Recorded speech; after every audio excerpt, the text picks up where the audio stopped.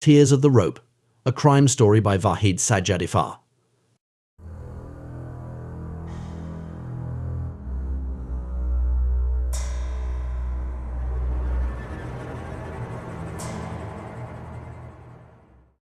In one of the slums of a big city, in a house that looked more like a ruin, a child was born. They named him Nader.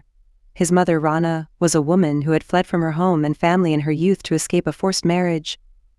She lived in this neighborhood, working as a laborer in an old factory, and with her meager income, she provided a hard life for herself and Nader. Rana, a woman defeated and broken by life, did everything she could to save her child from poverty and misery. She was always worried about Nader's future and hoped that one day she could save him from this hell, but fate had nothing but misfortune for her. Due to the harsh living conditions, Nader often wandered the streets and played with other children who were in similar situations.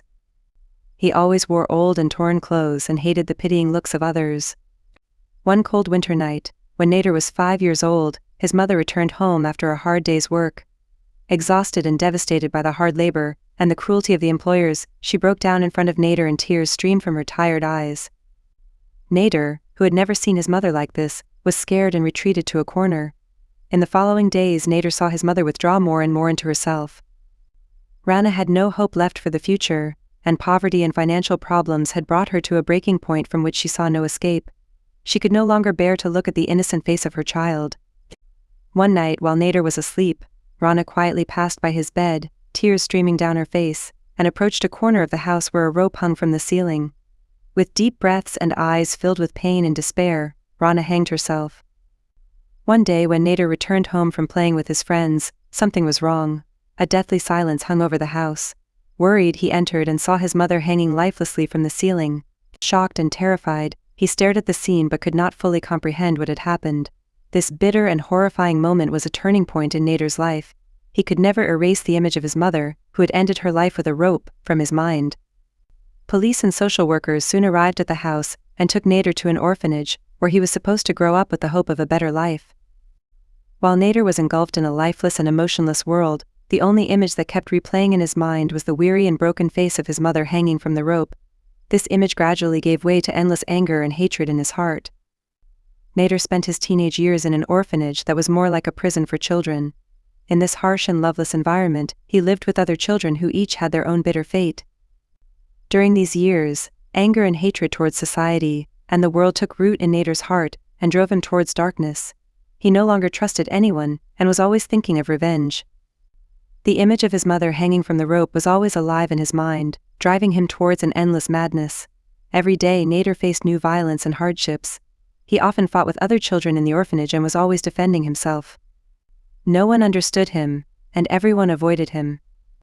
One day Nader got into a fight with another child in the orphanage and beat him severely. The orphanage authorities punished Nader, and these punishments only fueled his anger. Nader learned that the only way to survive in this world was through violence and ruthlessness. And after leaving the orphanage, Nader had nowhere to go. He lived on the streets and survived by doing small jobs and stealing, but in his heart there was nothing but revenge and hatred. One night, while wandering the dark and deserted streets, he saw a young woman returning to her home. This woman, Nadia, became Nader's first victim.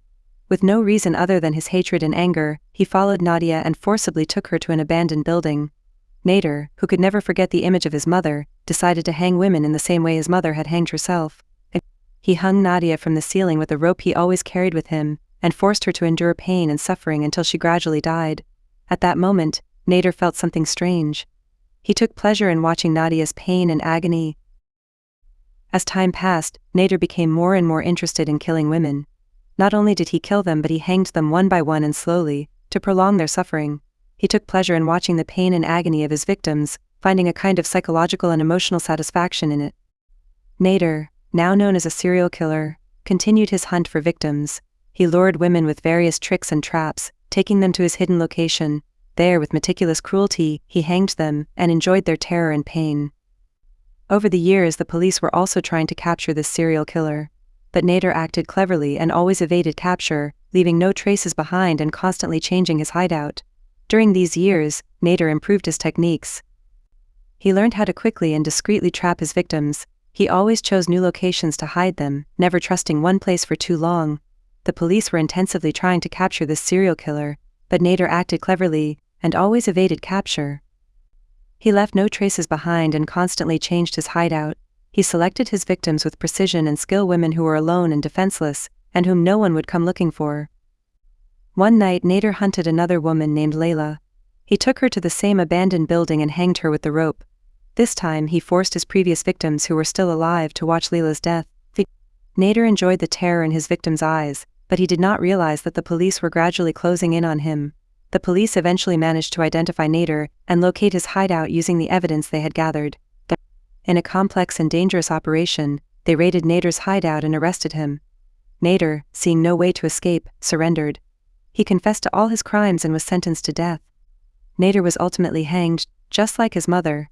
He had spent his entire life seeking revenge and satisfying his hatred and anger, and now faced a death similar to his mother's. Nader's story is a dark and bitter tale of a person who was turned into a monster by fate. He never found peace or happiness, and the only legacy he left behind was the memory of the pain and suffering he inflicted on others. This story may have ended, but the horrific memory of Nader and his crimes will always remain in the minds of those who learned about this tale. Nader was a symbol of endless rage that took root in an innocent child and grew into monstrous crimes. His life demonstrated to everyone how hatred and anger can transform a person into a monster who only thinks of revenge and destruction. Thanks for watching. Don't forget to like and subscribe.